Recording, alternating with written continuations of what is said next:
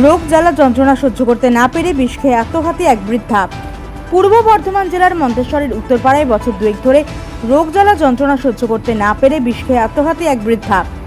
মৃত বৃদ্ধার নাম নিভা বাগ, বয়স ৭৬ বছর। চিকিৎসা চলাকালীন বুধবার তার মৃত্যু হয় বর্ধমান মেডিকেল কলেজ হাসপাতালে। মন্তেশ্বরের উত্তরপাড়ায় তার বাড়ি। মৃতের ছেলে প্রভাত বাগ জানায় বছর দুয়েক ধরে রোগ জ্বালা যন্ত্রণায় ভুগছিলেন তিনি, আর সেই কারণেই গতকাল বাড়িতে কেউ না থাকা সুবাদে গোয়ালে থাকা চাষের কাজে ব্যবহৃত বিষ তিনি খেয়ে নেন। বিষ খাওয়ার কথা জানতে পেরে পরিবারের লোকজন তাকে বর্ধমান মেডিকেল কলেজ হাসপাতালে নিয়ে চলে আসে। এদিনই বর্ধমান থানার সহযোগিতায় মৃতদেহ ময়নাতদন্ত করা হয় বর্ধমান মেডিকেল কলেজ হাসপাতালের মর্গে। পূর্ব বর্ধমান থেকে অচ্যুত চক্রবর্তীর রিপোর্ট, বর্তমান মেসেজ।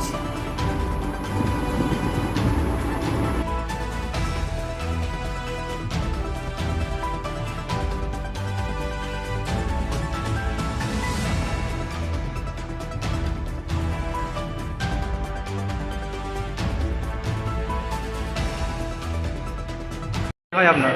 আমার মা করে কি নাম? Nibha bug, Nibha bug. বাড়ি কোথায়? মন্তেশ্বর উত্তরপাড়া।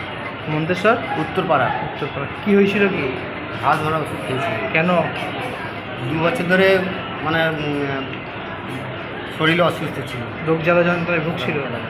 দিয়ে দিয়ে আমরা বাড়িতে ছিলাম না, দিয়ে ঘাস ধরা ওষুধ খেয়েছি। বাড়িতে কেউ ছিল না তখন? আমরা সেই সময় আমি বাজারে এসেছিলাম, আমার স্ত্রী পুকুরে ঘাটে গিয়েছিলেন, দিয়ে তখন বাড়িতেই ছিল বিষ নাকি? আর বাড়িতে আমি একটু চাষ করি, দিয়ে ওই মাঠে মানে খামারে দিতে হয় আর কি ওষুধটা।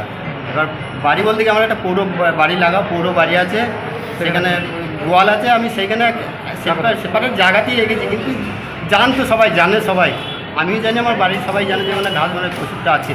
এইভাবে আজ দীর্ঘদিনই থাকে। হ্যাঁ, রোগ জ্বালা যন্ত্রণায় ভুগছিল, জ্বালাতন সেই কারণেই খেয়ে নিয়ে যায়।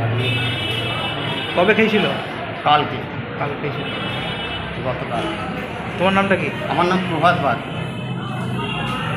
মরে গেল কবে? মরে গেছে আজ রাত্রি, কালো রাত্রি, ভোরের দিকে, ভোর রাতে। ওই দিকে 1টার পর আমাদেরকে ডাকতে হলো তখন